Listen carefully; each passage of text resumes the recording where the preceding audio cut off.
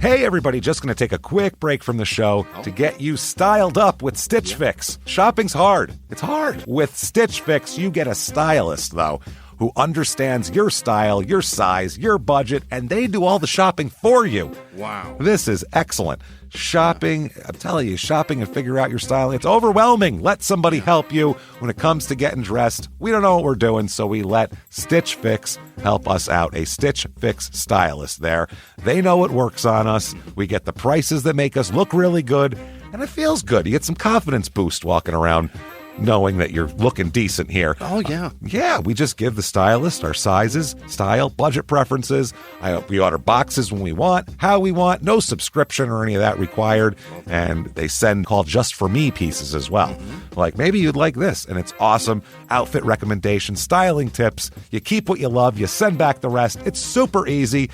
Yep. You can do it, and we are doing it because it's excellent. Personal styling for everyone. Get started today at stitchfix.com/STM. That's stitchfix.com/STM. Now back to the show. Hey everybody, just going to take a quick break from the show and tell you about Noom. Has Noom helped you? I believe it has. Oh, that's got an app. You can do tracking. It's terrific. It does. And Noom builds personal plans that can meet individual needs. That's the thing. Takes into account any dietary restrictions, medical issues, other personal needs. That helps build a plan that works for you. And yes, so I know that you've had your own personalized program here that you've been working on. And it's weight loss This is weight loss results that last. They stick around because you get yourself into a lifestyle change. That's what matters. That's mainly it. You can't just say, I'm going to cut that out for a month and then go back to it. That's not what it is. So I'm glad it's helping you. That's great. And it really does. I like the psychology and biology-based approach here. Yeah. Noom Weight uses psychology. That's why they say losing weight starts with your brain, but it also takes into account your unique biological factors, Jimmy. All of your multitude flora and fauna that goes on inside of you there. Sure. Yeah. Stay focused on what's important to you with Noom's psychology and biology-based approach. Sign up for your trial today at Noom.com, Noom.com here. Based on 3.5-year study of actively engaged Noom users with minimum starting BMI of 25. Individual results may vary. Visit our website for more information. Welch's knows some things make zero sense, like why the algorithm knows your music tastes better than you do. But zero sugar and full flavor? We made that make sense with new Welch's Zero Sugar. All that passion fruit or tropical punch goodness and none of the sugar. You gotta sip it to get it. New Welch's Zero Sugar. Let's fruit stuff up.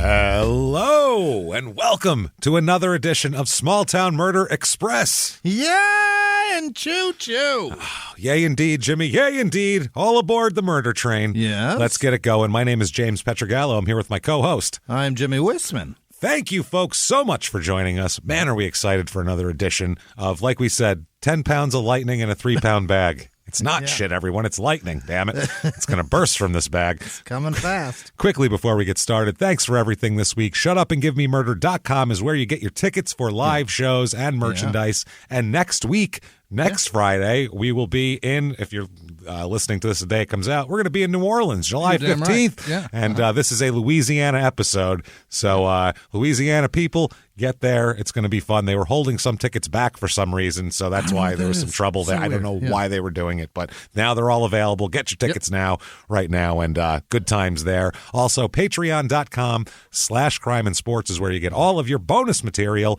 Right. You're going to get everything. Anyone $5 a month or above is going to get 4 episodes every month. You're going to get Crime and Sports. You're going to get Small Town Murder this week. And if you haven't listened to Crime and Sports, this might be the week to do it because Chris Benoit was the episode this week. So there you go. If you want murder, you get some murder. And for our episodes, Crime and Sports, we're going to talk about this crazy wrestler who has a guy named Billy Jack Haynes, and he has a really vast conspiracy theory on the Benoit murder that is too crazy to ignore. So we're going to talk about that. What research did he do? Oh, he has a whole bag full of it's crazy. The guy is out of his mind. It's wild. And he's like offering the interviewers pills during it. You guys want some? And they're like, no, we're okay. It's crazy. I usually take my credibility from guys with pills. That offered them to me during an interview on camera. And then for Small Town Murder, we are going to talk about what I like to call the Canadian BTK killer, because that's kind of what he was on the way to being, a high-ranking Canadian Air Force officer named Russell Williams, who was an absolutely awful man, killing women, taking weird pictures like BTK. We're going to talk about the interrogation that broke him, because the entire thing is online. He goes from upstanding, highest echelon of society to, you got a map? I'll tell you where the bodies are in an hour and a half. It's fucking incredible the way this guy breaks this man down. It's wild. The interrogator does an amazing job. That's patreon.com/crime and sports. Do that, and you'll get a shout out at the end of the regular show. Right. And that said, let's get going here. It is time. Let us sit back. Yeah. Let's really pump this bad boy out here. Let's do it live show style. Wherever you are on your exercise stuff, if you're in your car, if you're in your kitchen, it doesn't matter. Sit back and shout, Shut up and give me murder. There we go. That was enthusiastic. I like it. Not bad. Let's go on a trip, Jimmy. Let's do this. We are coming from New Paltz last week on the Express in New York here, right over by my house, and we are going to go all the way down south now. And we're going to follow our own actual live show selves down to Louisiana. This is St. Martinville, Louisiana.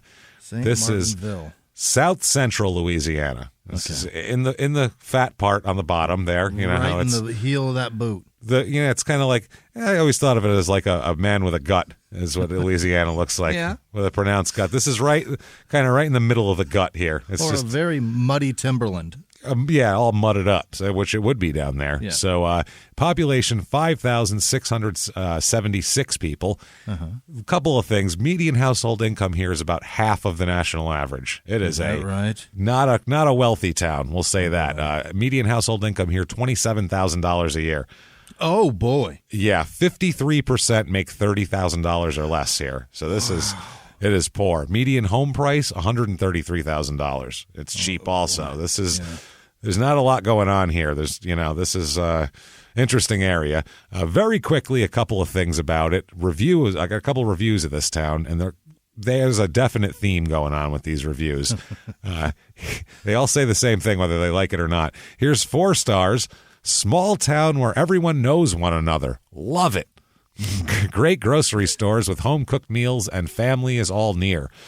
No traffic, 20 minutes from Lafayette. Oh, well, if you got 20 minutes from Lafayette, what are we even talking about here? Lots of great little stores for quick runs. Great place to raise a family with a public park, beautiful bayou running through, and lots of history. There's nothing beautiful about that. That tells me mosquitoes is what that tells me. Snakes and mosquitoes and gators and shit. Here's 3 stars. Everyone here knows each other, so if something does happen, the whole community will know who it was in a matter of days. They'll fix it. That's right, and that's kind of the whole small town murder theme here. 4 stars, it's great here. Just go out and meet your neighbor. The people here aren't stuck up.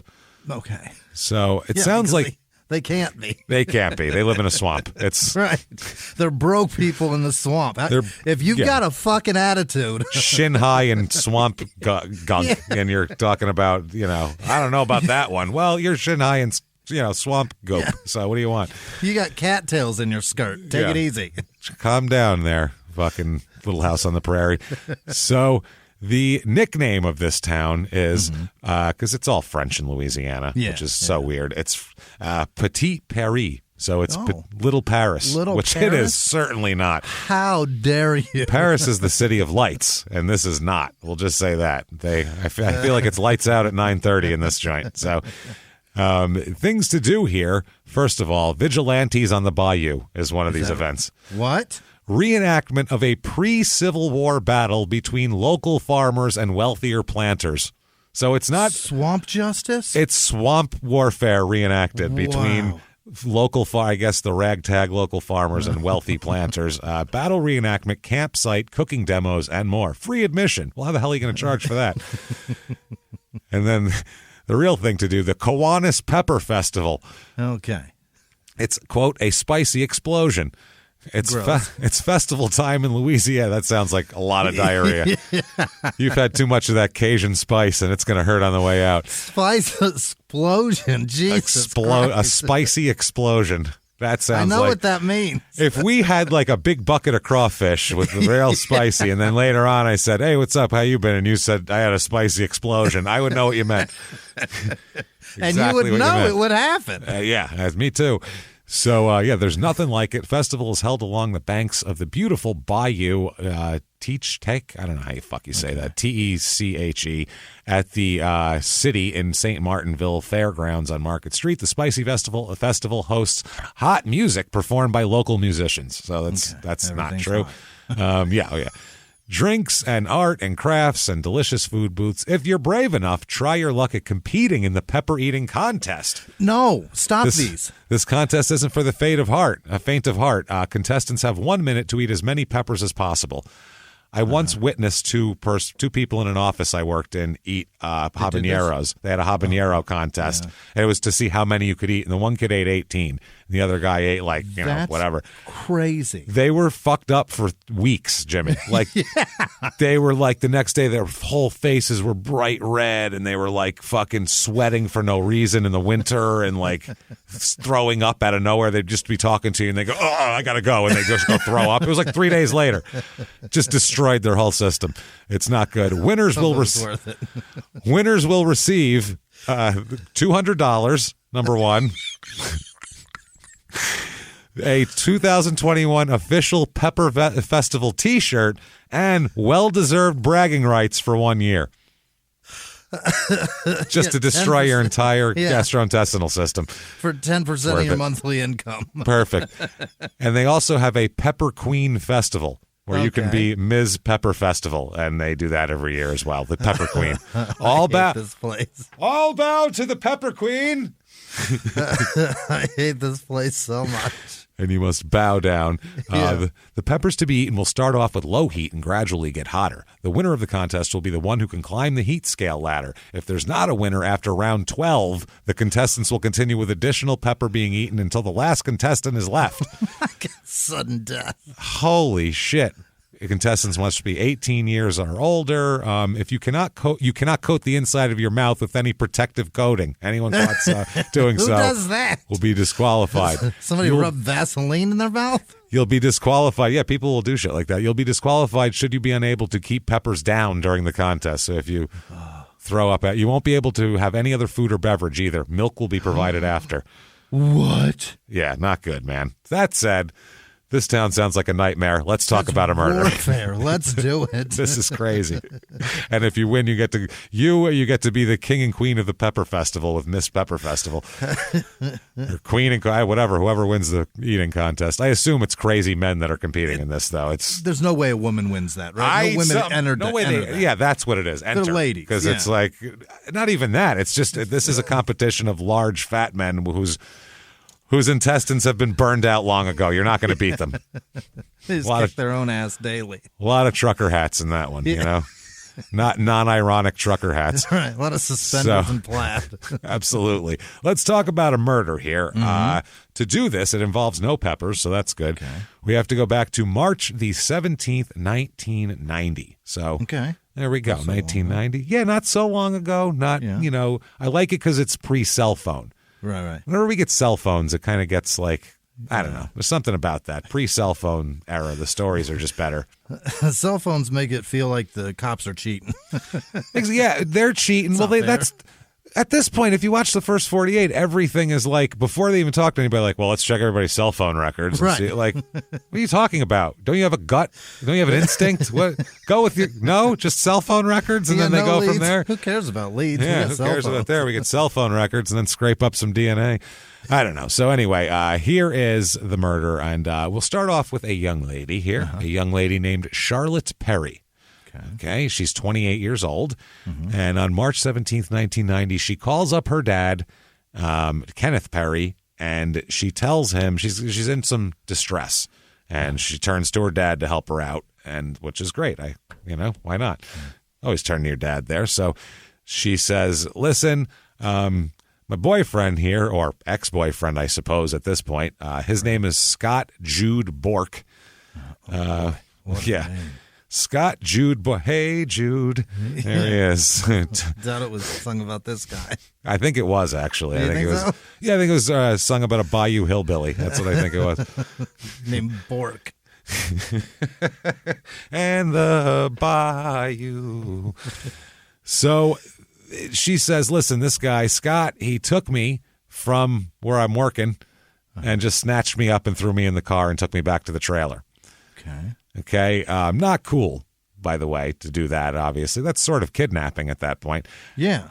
And this isn't the first time he's done this. This has happened before as well, okay? Because they're in the process of breaking up. She's lived at his trailer, and now she's kind of going back to her parents' house, and this is the weekend it's happening, and there's a lot of drama. And anyway, so he goes and snatches her from work. A little bit about Scott here. Scott has a 13-year-old daughter who lives with her mother and stepfather, luckily, here at this point. And his stepfather is actually the chief deputy police officer in St. Martin Parish as well. Chief Bork? Chief Bork. Durand is his name because it's a stepfather, not Chief Bork. So his mother and father separated when he was about 7.5. And he lived with his mother, but then at 13, he started living with his grandparents because his mother remarried and married the chief of the parish there, and they didn't get along. So he moved out and moved in with his grandparents. So seems like a stable life. Yeah, he's kind of this guy doesn't like to stick with much here. He went to school up to the 11th grade, couldn't quite finish that. He just doesn't follow through with a lot of things here we'll talk about here. He went to public school most of the time. They even tried to put him in a private school for a while. So his parents were apparently trying, at least, to, I don't know if they were trying to ship away the problem or if they were trying to say, okay, maybe he needs to be like in a better environment and that'll make him perform better, Sure. Maybe that's what it is. I don't know. But he got kicked out, though, because he had a few behavioral problems in the private school and it was a disciplinary problem, and they booted him out. So after... that wasn't the police chief that she married, the stepfather. The police chief came later. Okay. So she separated from that second husband, his mother, and then he came to live with her for about 6 months and then went back with the grandparents. So something wasn't going right here. He ends up, as an adult, moving into the trailer next door to his grandparents' house. Trailer next to his grandparents' trailer. And he talks to his mother more as an adult. They get along better than when they were kids. Like, she comes over all the time to see him because her parents live next door. Authority over him. Yeah, he's got a problem with authority, definitely. That's something that he always has. He is unable to hold a job for long. He's one of these guys that every month and a half, something else happens. Some guy was coming down on him. This guy didn't like me. Somebody told me what to do. My boss had it in for me. He's that guy. You know what I mean? Oh, that son of a bitch. And there's this girl, this girl receptionist, and she don't like me, and she told the boss that she said something. And sure, I grabbed her tit. Yeah, that's right. But it was just over lunch, casual like. It wasn't like, I was going to stick it in her right there. And just over that, I get fired. It's bullshit, right? At some point, you got to look in the mirror, sir. That's what I'm getting at. He doesn't have a real good track record of looking in the mirror. Let's just say that. He did some road construction in the parish as well, and worked in a bunch of oil field related jobs too. Yeah. These are hard jobs, and you know what they are? They're jobs where when you do them, and if somebody rides you too hard, it's very easy to snap and walk the fuck out. Yeah, it's hot.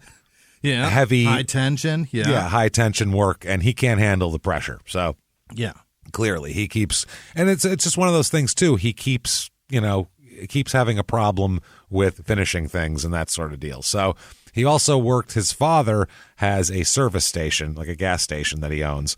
So he worked at his father's gas station for a while as well. Like in between his jobs, he goes and works at his father's gas station to make ends meet. Yeah, so I mean, he's like 33 years old too. So this is, it's kind of enough already. You know what I mean? You better figure it out. Yeah, and then we get to 1990, and he's pulling his girlfriend who's trying to leave him out of work and dragging her to his trailer. So this isn't great. This is all bad. What's he doing when he pulls her there? Well, the father arrives, Mr. Perry, Charlotte's father here, Kenneth. He arrives. at Scott's trailer. It's in Kaplan, Louisiana, the trailer. Okay. And it is to retrieve her and some of her shit, basically. I'm there to get my daughter and get some of her stuff and, be kind of the mediator here. Right. So, and also the protector. So Charlotte and they had broken up a couple months earlier, but they kept at it. You know what I'm saying? You know how that goes. So Mr. Perry arrives and he sees Charlotte waiting outside the trailer for him by herself. So he talks to her for a minute outside the trailer. Okay, we're going to leave and do that. And then here comes Scott. All right. Here comes Scott. He tells the two of them, because there's a tension. When he walks up, everybody's like, it's like a high noon showdown here. There's a tumbleweed blowing through him. Yeah, how's this going to go? He walks up and he says, "Hey, Charlotte, Mr. Perry, I want y'all to come with me to the beach." Oh, boy. They're like, huh? Day at the beach. We're going to the damn beach today, and I want y'all to come with me. We're going to have a nice goddamn day. Get some beers in the cooler, and it's going to be a nice time. All right. And they're like, you just kidnapped her from her job. Right. What are you saying? We're not going on a beach outing. What are you talking about? Let's go gigging frogs. We're not doing that. We're not going. That's a Holly Beach he wants to go to. They're like, we're not going Holly shit with you. We're staying here. Not happening. So then at that point, he didn't say, like, how about some lunch? He said, fuck you, motherfucking cunt, fucking bastard, pieces of shit. You and your goddamn whore daughter coming to my fucking trailer. That's what happened at that point. He just went off on a tirade of abusive language and name calling and everything he could do, screaming mainly at her. Every once in a while he'd turn his fire, throw a couple at him, hit him with a couple of shots, but then he was mainly directing this tirade toward her. So he then said, after all of this, the father let him say his piece. I guess it's his property. He wants to yell, let him yell. They take this. Spin himself out. And as the cherry on top, Scott says, I'm going to fucking kill both of you. How do you like that? I'll kill the both of you. Okay? So that's his deal. Then they start walking their separate ways. He's like, I'll kill fucking both of you, as he's like taking steps toward his trailer. And they're like, yeah, okay, sure. I don't want to go to the beach, as they're like walking toward their car, everybody's kind of slowly walking backwards. And he says that, all right, you motherfuckers, if you leave, I pictured him Ronnie Dobbs from Run, Ronnie, Run, and Mr. Show. That's what I picture. Y'all are brutalizing me. That's what this is, totally. So that's who I'm picking. That's who I am right now, is Ronnie Dobbs. He says, all right, well, you don't want to go to the beach? That's fine. I get it. But if you two leave, I'm going to take all her stuff. I'm going to fucking burn it. I'm burning it right here in the front yard of my trailer. I believe him. And they went, okay, Scott, we're going to go now. This is crazy. You've threatened to shoot us, so we're going to take off now. So they leave there, which is fucking ridiculous. Now, they talk for a minute. She said, I really want this camera that I have and a dress that I have in there, too, that I like, a specific dress and a camera. That's really all I give a shit about that's in the trailer. So Kenneth Perry then walks up to the trailer, and he goes, listen, come on, he's trying to make peace with the guy just to get his daughter's stuff and get her out of there. Right. He's a reasonable man, this Kenneth Perry, because by now I would have strangled this fucking guy. Wouldn't you have? Forget it. I don't know what you do. There's going to be a fight. There's certain, he's looking for it, and he's going to get it. You kidnap my daughter, then scream obscenities at her and threaten to kill her in my presence. Right. You're going down. Period. That's it. I'm sorry. It's happening. I'm shocked Kenny doesn't have a gun with him. Well, Kenny's trying to be a peacemaker. That's the thing. Right. He just wants to he's like, listen, get you away from here, over to our house where you're safe, and get the fuck away from this guy. Give me the dress and the Kodak, and we'll get out of here. That's it. So as he walks up and talks to him, he says, hey, listen, man, what the hell here? This is getting silly. This is crazy. As he's talking, he looks down and notices that Scott is holding a gun, and he sees the barrel of the gun pointed at him, and he's like, he turns around, he tells Charlotte, get in the car. Get in the car. Never mind. We're going home. We're going to look for a camera. We're going to go to Sears now instead. I'm going to buy you so many dresses, baby. Let's go home. It's all good. So Kenneth backs off. He backs off and gets in the car, and the two of them drive away. So, you know what I mean? This is averted, yeah. You thought there was going to be, blood in that trailer yard. You just knew it. blood on that lattice. So anyway, this is fucking crazy. So at that point, they called the cops on him. Yes. Okay. Kenneth got home. He called the cops. So they arrive. The Vermilion Parish Sheriff's Department guy arrives here, a Deputy Stan Swire. And he says that when he arrives at the trailer, what he finds is a small fire in the front of the trailer with all of Mrs. Perry's belongings burning in it. And Scott is nowhere to be found in the residence. He's lit her shit on fire and then left. He just leave an unattended personal belongings fire? He left an unattended personal belongings fire right in the front yard. Like, that's unbelievable. That is crazy. It's not a fire pit. It's just in the yard. It's just laying there. So he's not even doing it to like enjoy it if he's not standing there watching it. No, he was like, bitch, take that. I'm going to go drink now. And then he stomped off somewhere. So that was that. All right. That's a crazy day. But that day ends with minimal violence. We'll put it that way. No bloodshed anyway. So that's good. All right. A month goes by. Oh. A whole month goes by. And there's a guy named Terry Loignan. You never know how to pronounce the names in Louisiana because a lot of times they're French names, but they'll pronounce them like Americanized or, it was like kind of Southernized. And then sometimes they're very French. And who the fuck knows? It's Loignon. Loignan? Loignan? I don't know. Loignan? Terry Loignan. Either way, he owns the Barn Lounge is what he owns, a bar. In, what the fuck is this? Gueydan? Gueydan. What the fuck does that spell? No, that's not a word. Gueydan, Louisiana. Is it Guidon? Guidon, Louisiana. In Guido, Louisiana here. A lot of Italians came through there. You never know. Yeah, this could be what it was. Big fans. Yeah, in the 1900s there, a lot of them went to South America first, and they just said, oh, this isn't what I wanted. We heard America. Literally, they said the wrong America, and then they went up, and that was the entry point was Louisiana. We should have specified. I'm sorry. Yeah. And there was some incidents down there, and most of us left. Quite a few incidents, if you look those up. Anyway, so they end up, this Terry guy sees Scott Bork at his bar about a month later. It's April 15th, 1990. So give or take a couple of days.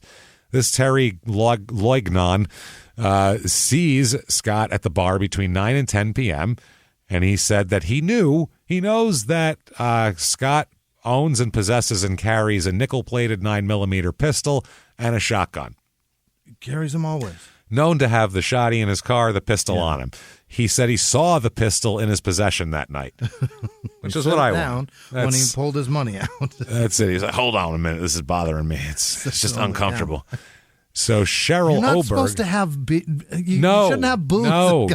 No. Even in Arizona, which is like, just grab a gun, fucking carry it, wave it around. Not do it in court. Nobody cares. Like even there, you're not allowed to have guns in bars. That's the one thing. Yeah. So Arizona, hello. Yeah. Waving your gun at someone. And isn't it also that if you're drinking, that you're not allowed to possess a firearm in Arizona? Isn't that part of it? I know that if you are, if a gun is used and you're drunk, you are in trouble more for sure. So I bet you're right. But I think it's a charge like you're not allowed to have the weapon if you're intoxicated either. That makes sense. Or drinking at all. I thought. I could be wrong. Maybe not. So either way, it doesn't matter. So he's at the bar. This Cheryl Oberg is the bartender at the barn. She says she served Scott a single shot of tequila around 10 p.m. So 10 p.m. tequila shot. And they watched him. Everybody at the bar said he was walking, talking normally. He wasn't shit-faced. Not like he pre-gamed or anything. They said he left the bar about 10 or 10:30. That's when he left the bar. But before he left the bar, there was some action. Oh? There's a man named Jasper Fontenot. Which only exists in Louisiana. There's no Jasper Fontenaus anywhere else in America besides Louisiana. The phone book is full of them if you look at them in America, but they all say L.A. next to them. Yeah, they all are like from southern Louisiana. That's the problem. A lot of Baton Rouge Fontenaus. That's a whole line of Jaspers, I'm sure. Oh, man. So the Shreveport Fontenaus are everywhere. So popular family. Oh, yeah. So they said that I guess Loignan was playing pool with a guy. So Scott asked Loignan is that Jasper Fontenot you're playing pool with? Which, if you know the guy's full name, you should be able to recognize him. That's pretty weird. Pick him out if you know his first and last. Yeah. So later on, and he said, yeah, that's old Jasper, you know. Yeah. So later on, Loignon saw Scott and Fontenot talking to each other, but they didn't appear to be arguing. They were just chatting. So maybe he knew Fontenot from back in the day.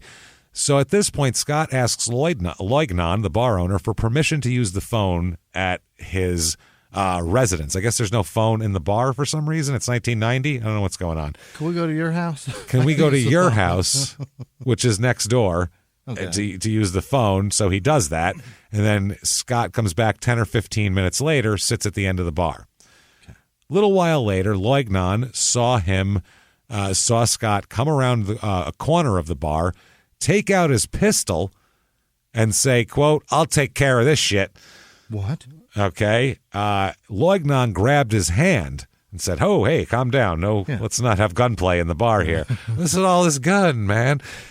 And as he did that, and this is why you don't want to have guns when you're drinking, shit's a little loose. As he fucking did that, the gun discharges a shot into the floor. Yeah. So he was squeezing that shit. He was ready to go. So Loignon releases his hand, which he should have said, "Now get the fuck out and never come back into my bar. You just put a hole in my floor." Right.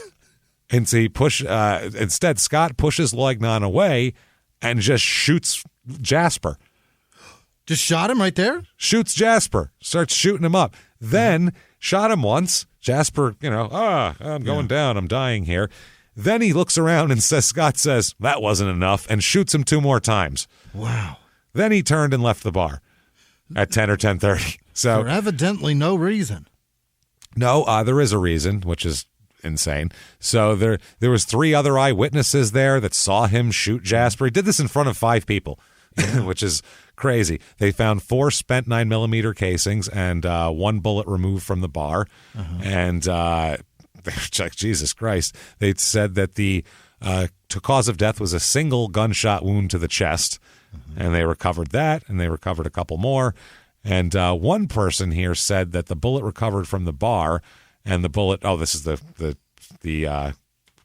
lab says this, that all of them are fired from the same pistol. So we know that. Okay, it wasn't somebody at the bar that said that. No, it wasn't just the bartender. I looked at these. I had a couple of drinks, and then I looked it over. They're all from the same gun. They said that because they saw them come out of the gun. I think that's why. So he shoots up Jasper and takes off. Yeah. Just leaves the bar. So where's he going to go? He has to know that he's in trouble now. Yeah. By the way, this is Easter Sunday. So happy Easter, everybody. Yeah. A shot of tequila, and he is risen. He is risen. Well, he is fallen now, depending on who he is. Whether it's Scott or Jasper, we're not sure yet. But perhaps Scott is testing that. Well, it could be. We don't know. Jasper could have risen from the dead by now. We have no idea. Hey, everybody, just going to take a quick break from the show to tell you about the safest sponsor ever, Simply Safe. Absolutely. These people will keep you safe. It's amazing. You know that every 26 seconds a burglary takes place in the United States, according to the FBI. That means that by the time this podcast is over, dozens and dozens of homes will have been targeted, ransacked. God knows what happens here. So protect your home before it's too late with Simply Safe proactive security system. Simply Safe helps stop threats before they even have a chance to break in. Named Best Home Security System by U.S. News and World Report 5 years in a row. And by us for about the last 8 years as well. If you trust us, believe me, you want Simply Safe. So visit simplysafe.com/small to claim 50% off a new system with professional monitoring plan and your first month free. That's simplysafe.com/small. There's no safe like Simply Safe. Now back to the show. This show, Small Town Murder, is brought to you by BetterHelp. Get yourself some therapy, everybody. Honestly, here. We often hear about red flags that you should avoid. Hey, that's a lot of a thing. It's become a real phrase now, real cliche. But why don't you focus also, you look at like green flags in friends and partners. Look for good things as well. Right. And maybe you're not sure what that looks like, though. Therapy can help you figure that out. What are positive things? What are the green flags? And then you can practice them in your relationship. It's absolutely a fact. And so, honestly, we absolutely are huge advocates for this. It really, really helps. BetterHelp is fully online, making therapy affordable. It's convenient. They serve over 5 million people worldwide. You can access a diverse network of more than 30,000 credentialed therapists, wide ranges of specialties there. Here's the coolest part. You're not getting along with your therapist, you're just not feeling it, you can switch at any time, no extra charge. Wow. The thing is, they want you to get help. That's it. And you can do it with BetterHelp. Discover your relationship green flags with BetterHelp. Visit BetterHelp.com/smalltownmurder today to get 10% off your first month. That's BetterHelp, HELP.com/smalltownmurder. Now back to the show. So... he decides, okay, I'm going to go over to the Perry's house and talk to old Charlotte now. Yeah. Now it's time. My juices are flowing. It's a good time to conversate. Let's get it rolling. Hey, Jude, I shot this guy. Hey, Took a handgun. Shot him in the chest now. 5 people saw me do it in broad daylight because I'm a fucking moron. Oh, God, this guy. I ran to my car. Let's go talk to Charlotte. Da, da, da, da, da. Oh, God. Da, da, da. Hey, I burned all of your shit in my front yard. Please don't burn all of my shit. I just want that camera and one dress. This song would be fun. This is a crazy we one. Have plenty of information to write a whole new Hey Jude. Well, let's keep that pen off the paper for one moment here. Okay. Because there's some shit coming here. All right. So, where is he heading over to Charlotte's? Where Charlotte is there. Also, Teresa is there, who is Charlotte's mother. She is 49. I guess Charlotte, or Teresa's, this is Charlotte's also brother is there, younger brother, and her friend named Carol Romero is there as well. So there's a bunch of people at the house. Is Dad there? We'll find out. Don't worry.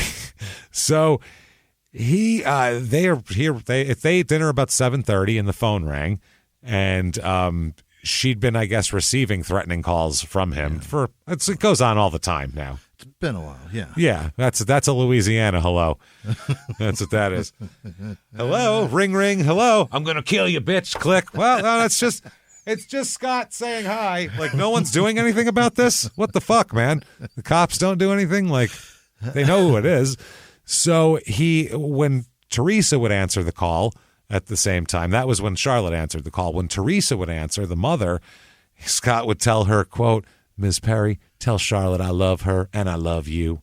And then he would hang up. What? Yeah. Teresa would say, sure, Scott. And then he would hang up. Fucking creep. You fucking freak. And then he's like, I love her. Can you put her on the phone, darling? Why, sure. Here you go. Thank you. Hello? You fucking bitch. I'm going to kill you. I'm going to cut your throat, and then I'm going to kill your father, and I'll put you on top of each other and bury you out in the swampland. Weird. So he had said similar things in the past, and this is what happened this particular day. So I guess Kenny, who is the younger brother of Charlotte, he left the house between 10 and 10:30 p.m. Okay. And I guess Charlotte took a bath while her mother and Carol Romero went into a bedroom and watched television. All right. About 11 p.m., here. Oh, no, that's the father. The father left between 10 and 10:30, so he's gone. Okay, now, 17-year-old brother comes home, Charlotte's. Is he Kenny also? His name is Michael. Okay. He came home. Teresa talked to the kids in the kitchen, but then went in the bedroom, and she kind of dozed off, the mother. Okay, Teresa. Soon after that, Michael Perry, the 17-year-old, he hears a knock on the door, on the back door. Charlotte's in a nightgown, and she started to walk down the hall. You know, Michael looks out and he sees it is, lo and behold, Scott. It's Scott at the door. So he opens the door. He doesn't say a word now, Scott. He just wordlessly walks past Michael. Okay, doesn't even pay him a bit of attention. Down the hall where he sees Charlotte. Michael, as Scott's walking by, notices that Scott has a shotgun with a pistol grip. Oh, boy. Yeah, that's ready for business. Yeah. And so Scott shouts out, Charlotte, come here. Mm-hmm. Okay, now, Michael then grabbed his keys, closed the door, ran outside, slammed the door behind him to go get help. Best of luck, people. Gotta go. I'll get someone to clean it up after. I'll avenge your dad. He drives away. But, I mean, someone's what are you going to do? Help. He's 17 and he's scared to death, probably. And he does. Most importantly, he doesn't have a shotgun with a pistol grip. That's the issue. So that's the other guy does. So he takes off. Deciding factor. He speeds as fast as he can to a police station, which is very close by. So that's why it's right there. And he tells the officer on duty there's a man with a gun at his house, and pretty sure he's going to use it. He's pretty fucking crazy. Here's my address. And then Michael gets back in his car and takes off. What fucking cop would say, all right, go back to the scene of the dangerous. We'll see you there. We'll meet y'all there. Bye. What cops wouldn't go, no. You're not going anywhere. back there. Yeah. You're 17 and we're going to have an armed standoff possibly. So you're not going to be in the middle of that, please. Right. They were just like, all right, then. And he took off. Okay. I feel like they should have been taking off simultaneously as well. When you hear the information of, there's a man in my house with a shotgun. Whoever took the report should have said, Johnson, you head there. We'll get more information out of this kid. I'll get that. Well, I'll radio it to you. Some shit. So anyway, he goes. Now, Teresa is awoken. She wasn't in a deep sleep at all. She's awoken by scrambling sounds. What the hell's going on here in the hallway? So she opens the bedroom door, and she sees Scott pulling Charlotte down the hallway. He's just taking her. Like, King Kong. He's going to just climb a building and hold her. By the arm? Yeah, just dragging her away. So Teresa yells at him that you're not doing this to my daughter. Stop this. And she grabs the other side and tries to pull her this way. Yeah. So now there's a tug of war, Stretch Armstrong situation going on here with this poor woman in the fucking hallway. And the two women are much smaller than him, though. And he just drags both of them down the hallway. Is what ends up happening. So pulls them down the hall into the den. They pass the kitchen counter and everything. And this is the first time Teresa sees that he's got a shotgun because the hall light was off. Yeah. The kitchen light's on. So once they get there, she goes, holy shit, he's got a shotgun and his finger's on the trigger. This is frightening. Yeah. So she looks over at Scott just as he raises the shotgun and puts it to her throat, to Teresa's throat. Listen here, Mom. So she grabs the barrel of the shotgun instinctively and tries to push it away and pushes it toward her shoulder, whereas he pulls the trigger and blows his shoulder out. Yeah, she was spun around by the blast and she fell face down on the floor. And right before this, but this whole time, Charlotte's going, no, Scotty, please, I don't want to go. Leave me alone. So at this point, Teresa's still conscious. She tries to rise from the floor to help her daughter more because now he shot Teresa, she fell down, and now he resumed dragging Charlotte. And she's screaming, no, I'm trying to help my mother here. So her mother, Teresa, tries to get up, but she can't get up. She falls back down to the floor. And when she looks at her hand, she sees that her thumb's been shot off. I guess it was in front of the barrel. So she thought she was going to die at that point, and she's just bleeding everywhere, and she kind of falls down. Now, Carol Romero comes out after that, walks down the hallway to find Teresa face down and bleeding with a hole in her at that point. He sees Scott coming out the back door and, backing out of the back door, looking in the house. And this woman can hear Charlotte but can't see her. So she's probably out there too. So that's how that goes. She didn't know if Teresa was alive until Teresa said that, hey, that guy shot me and took Charlotte. So, hey, might want to tell somebody about that. Yeah. So she tells Teresa, her friend tells Teresa not to get up. You're bleeding. I'll call an ambulance. We'll do that. So they get her a towel to wrap her hand and get a blanket because she's shivering from blood loss and she's cold. Right. And also, she's now saying, where's Michael? Where's Michael? She thinks that they killed Michael too. And it's at this moment that she hadn't seen her. So the friend Romero, she walks out to the edge of the porch. And at that point from the porch, she sees Scott trying to force Charlotte into his 4-door Chevy Corsica. Of course he drives a Corsica. Yeah, it's just like it's probably an ex-rental. You know what I mean? So she was fighting back and saying, "Let me go," and he was trying to push her in. So Romero, she goes back into the house and calls who? The police again? Police? No, calls Ms. Perry's grandfather, Teresa's father. You're gonna get more elderly people over here? Yeah, let's come on down here. I'm sure you're not awake since you're, in your late 70s, but maybe come on down here and wrestle with a man with a shotgun. I'm going to rouse you from a deep sleep. You've been asleep in since 4 p.m.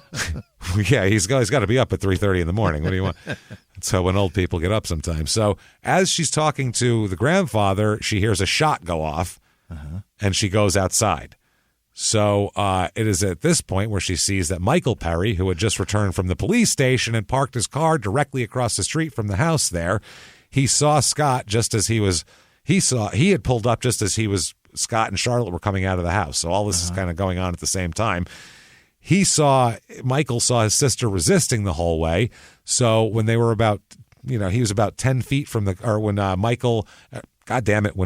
Scott and Charlotte were about 10 feet from Scott's car, he saw that Charlotte just stopped and wouldn't go any further. Scott was trying to drag him.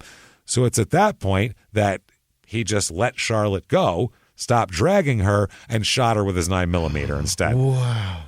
So Michael gets out of the car and runs toward his sister, obviously.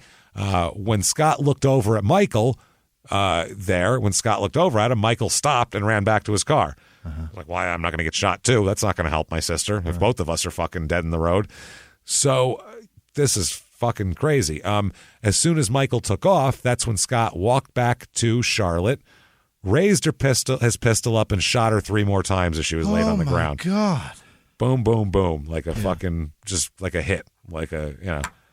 Terrible. Except everybody knows who did it. He's in the driveway. He did it in front of her brother, for Christ's sake, and with Romero watching out the doorway. I mean, he likes to kill in front of people. It's a show for him. There's no privacy to it.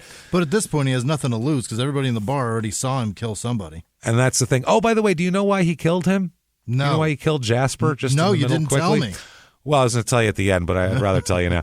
He killed Jasper because Scott had done some work on Jasper's car about 1.5 years ago, and Jasper still owed him a few bucks for repairs.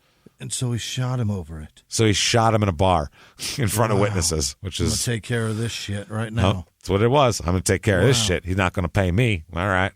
So, fuck. So anyway, as soon as he shoots her 3 more times, then Scott runs to his car, throws his 2 guns in the back seat, speeds away. Okay. So by this time, the friend had come out again, Romero. She saw this whole thing. She saw him use both hands to point the pistol and shoot at her, aimed real well on the ground 3 times, pop, pop, pop. She saw him speed away. She saw Michael Perry standing across the street.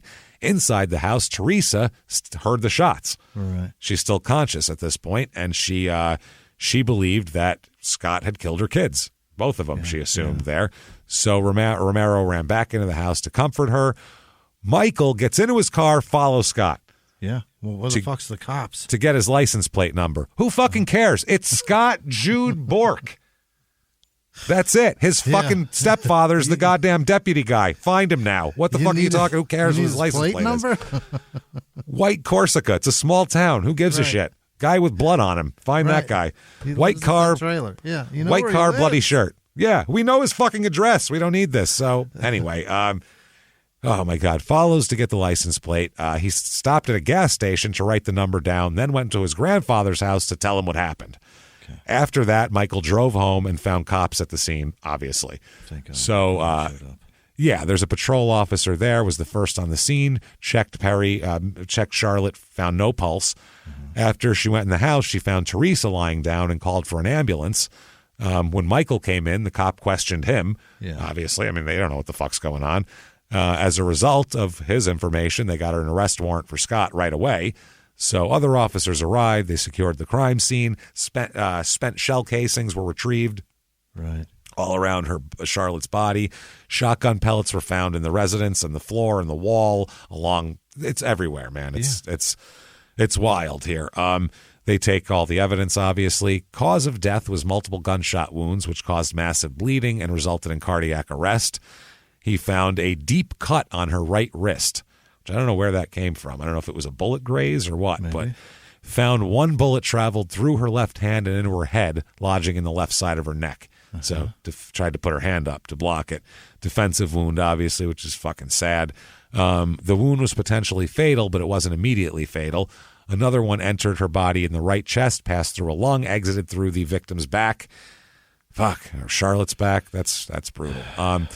The fatal bullet entered the left neck, traveled through the chest cavity into the abdominal cavity, and tore apart the heart and damaged the liver and lodged in the muscles of the back. So that's fucking awful, man.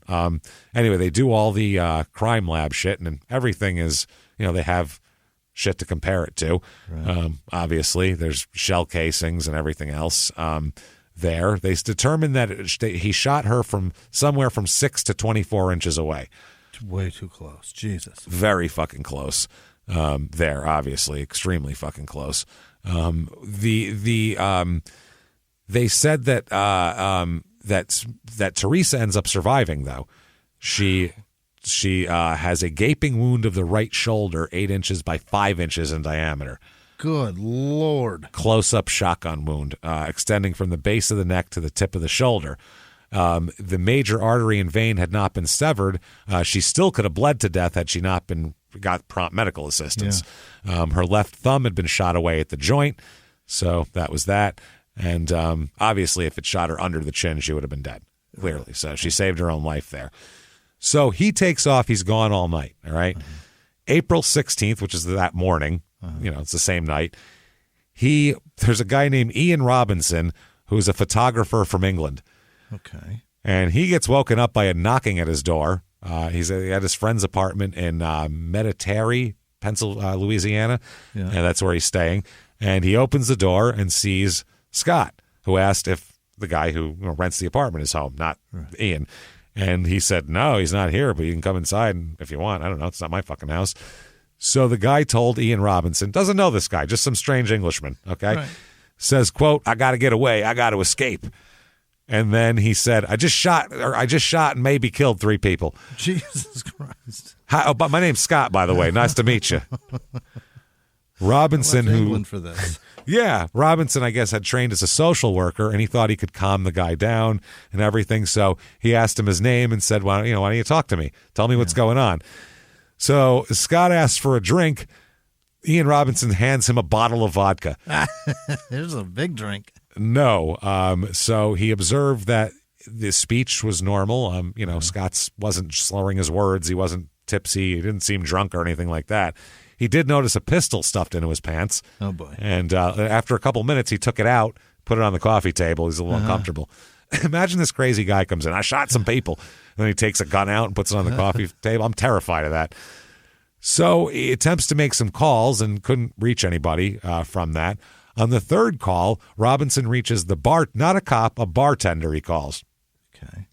At a place called Lefty's Lounge. But he was unable to talk to the bartender because Scott was in the room.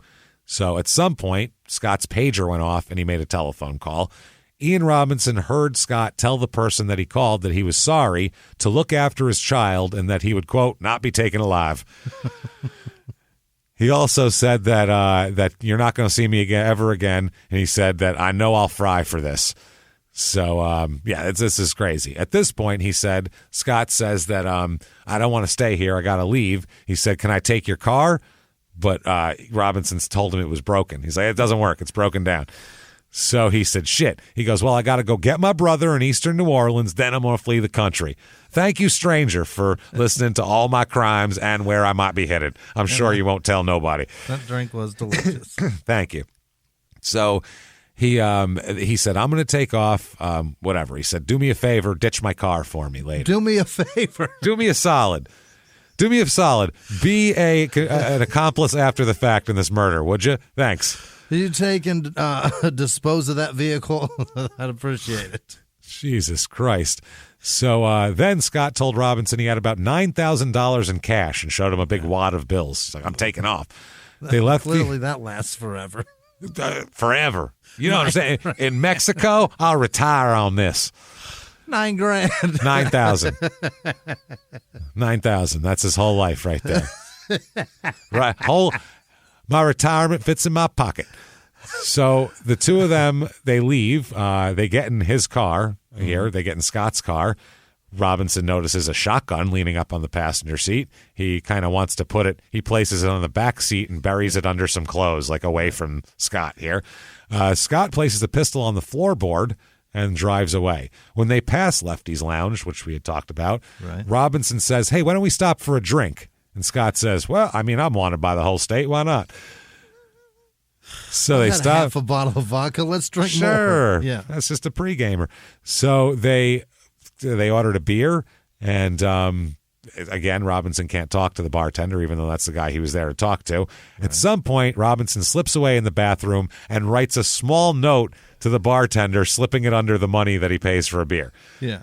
Telling him, crazy guy, guns, fucking killed 3 people. Yeah. Someone call the goddamn cops here. So after reading the note, the bartender tells Robinson that there's several off-duty police officers in the bar at this moment. So Robinson finds them and is doing like a, hey, over here, help me. Yeah. Signals the 2 officers to follow him in the bathroom. They come in, take their pants down immediately, thinking they're getting a blowjob. And he says, get to no, this ain't a sex or coke thing, I swear. This is something. Actually, he's English, so he wouldn't talk like that. But either way, the guy's like, oh, I'm sorry. And they start zipping up, and Jesus Christ. Oh, this is a criminal matter. I'm sorry. So Robinson tells them all about it. One of the off-duty police officers tells another person to go across the street and call the cops for assistance. Yeah. Robinson leaves the bar here with the intention of he says he's going to hide the pistol. He's trying to hide it from him from Scott. Having it at all, right? But Scott notices and follows him and asks him, hey, what you doing? Robinson makes an excuse, and then Scott locked his car doors, and they went into the bar. Okay. So didn't work out. So anyway, the Jefferson Parish Sheriff's officers now enter the bar and stating there's a problem with the white car in the parking lot. Who's the owner? Yeah. So Scott says mine, follows the officers outside, and they talk for about a half hour out there with no problems. What could the problem be that takes a half an hour to talk about? Just chit-chatting. Yeah. What you up to tonight? There's a problem out there. I got a white Corsica too. What problems you got with this thing? Let me tell you something. I got the third gear is just sticky on it. It's just sticky. It never wants to come out. It runs to like 6,000 RPM. That's not right? So the cop observes a 9mm pistol and a bank bag lying on the floorboard of the Corsica. So they tell him that they talk to him about tell him his rights. And then he says he wants a lawyer at that point. Mm-hmm. So a pat-down for weapons reveals several shotgun shells in his pocket and almost $9,000 in cash. Yeah. While he's being detained, at one point during this, he says, quote, yeah, I did it, so what? So what? Yeah, I did it, so what?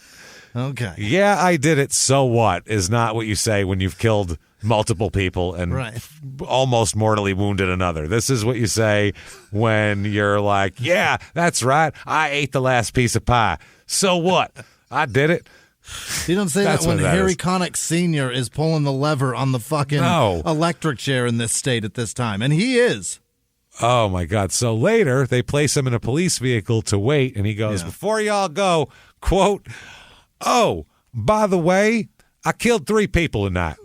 All right. We know. And then they close the door on him, just to let y'all know. This is after he's been Mirandized and all that. He's held for 45 minutes to an hour before they receive confirmation that there is an arrest warrant for him as well. Mm-hmm. And they secure his vehicle, search warrant for his car, 9mm, 12-gauge shotgun, clothing bag, small travel bag, empty 9mm shell casings, a box of shotgun shells.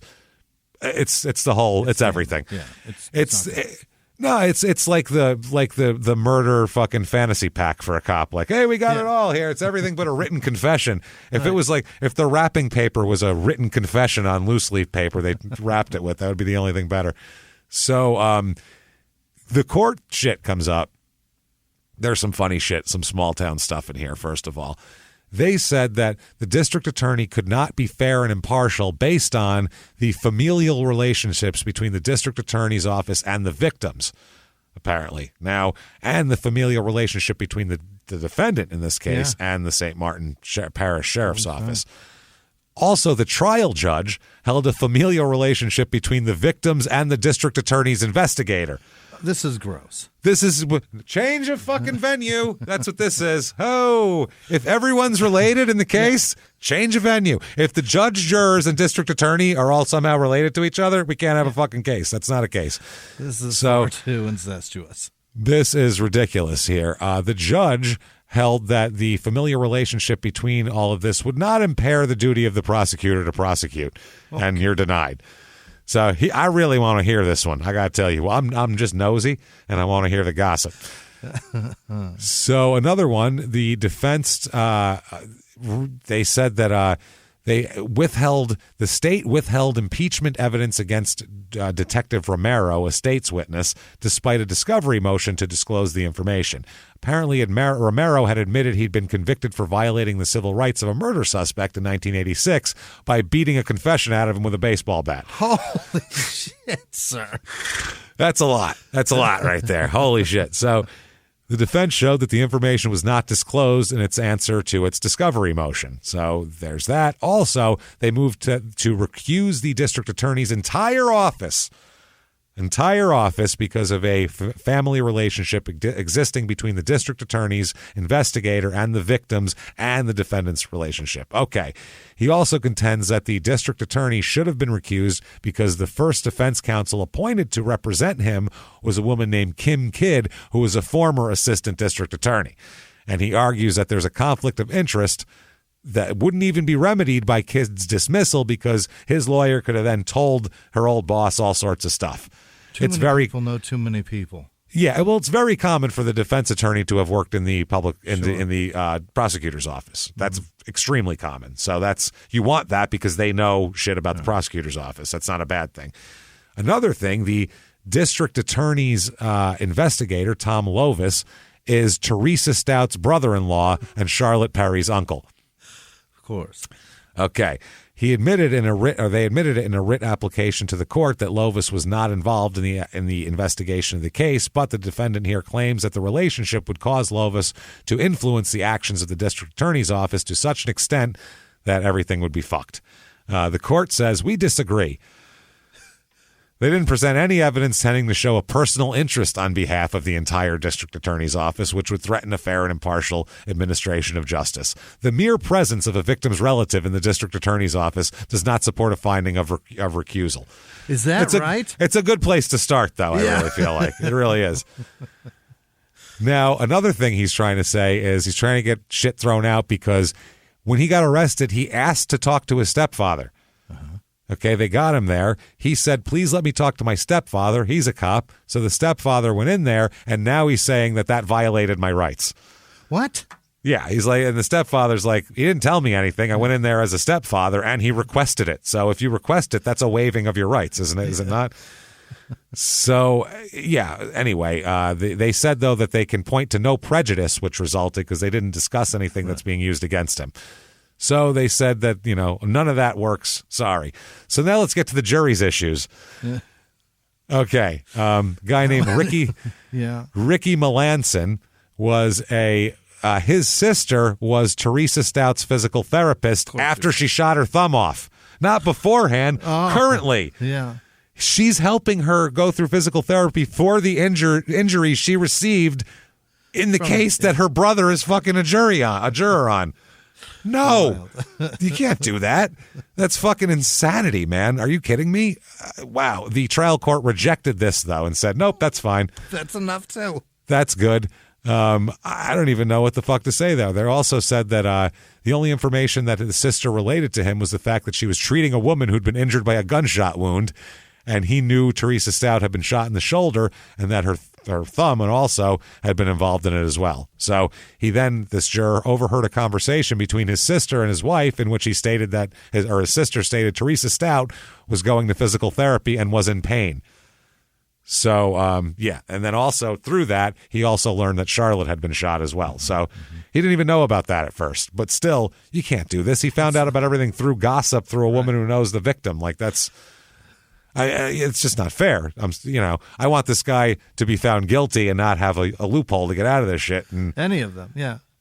They're giving him a lot of rope to not hang himself with. They're making it longer and longer, so when they try to hang him, he'll just be standing on the ground going, I don't know. It's not working. What they're giving him is a bunch of bed sheets tied together. That's what they're giving him. An escape here. Yeah. Also, they said at the suppression hearing, he says that he fights over whether they gave him Mirandized him or not. Okay. The police say they Mirandized him, and then they put him in the car, and this is the police officer says that he, quote, just turned around right out of the blue, and he said, oh, by the way, I killed 3 people tonight. Immediately after, another officer asked him where these people were and whether they could help them medically in any way. Are they alive still? Maybe we can help them, which is a fair question. Mm-hmm. Miranda or not, if there's people dying, where the fuck are they? You know what I mean? Tell us. So that's, trying to help. It's emergency services at that point. So they said that they go through all this with him. Now, his main defense is, I was shit-faced. Okay. Nobody thought of him as shit-faced. He had 1 drink at a bar. His aim was good enough to shoot fucking Jasper 3 times. Yeah, it feels like he was possibly shit-faced after. That's what they say. They bring in the booking people from the police station to say that he reeked of alcohol and seemed super drunk when they got him an intake. Yeah. But he had drank a half a bottle of vodka, then went to a bar and started drinking beer until this guy could get, attention of people. So give me a fucking break here. So that's what that's what the prosecution's trying to say is that's what happened here. So in the closing argument, the prosecutor says, what was in his mind? What was he concerned about then? He was concerned about getting away from what he'd just done. He put 2 weapons in the car, started his car, and where did he go? Did he go back to where he lived? No. He drove all the way to Metairie, Louisiana. This man was intoxicated.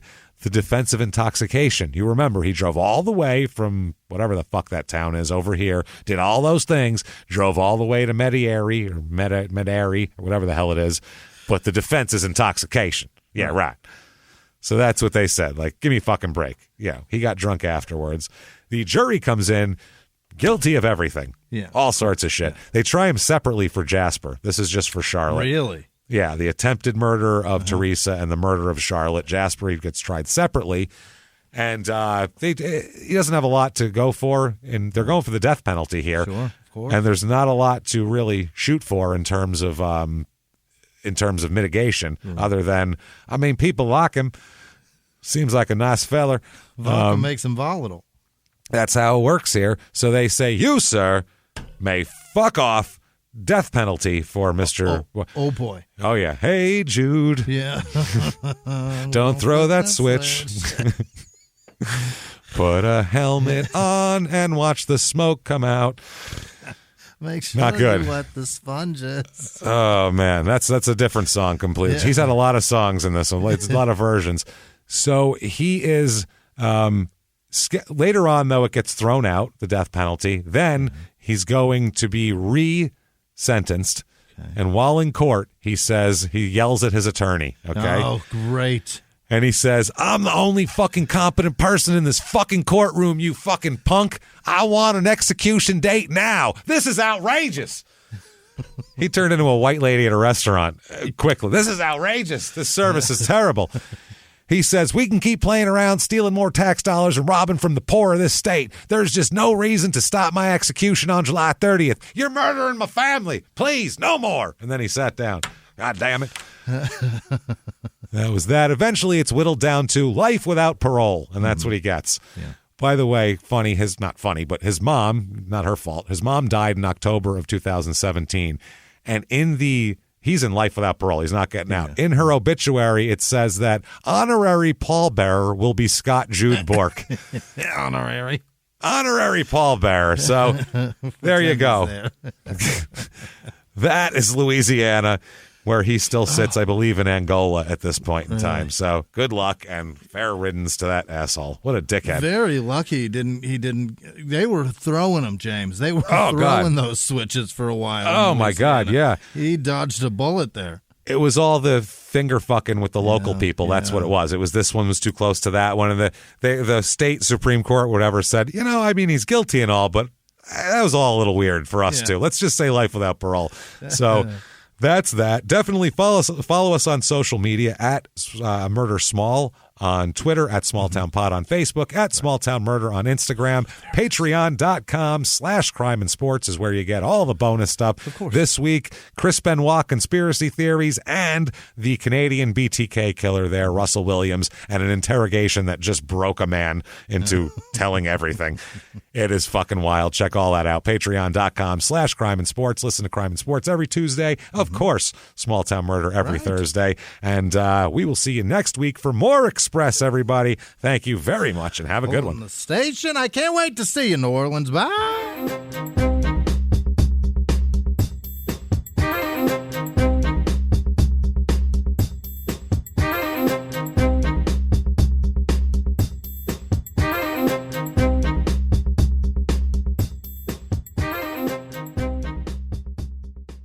If you like Small Town Murder, you can listen early and ad-free now by joining Wondery Plus in the Wondery app or on Apple Podcasts. Prime members can listen early and ad-free on Amazon Music. Before you go, tell us about yourself by filling out a short survey at Wondery.com/survey. A few miles from the glass spires of Midtown Atlanta lies the South River Forest.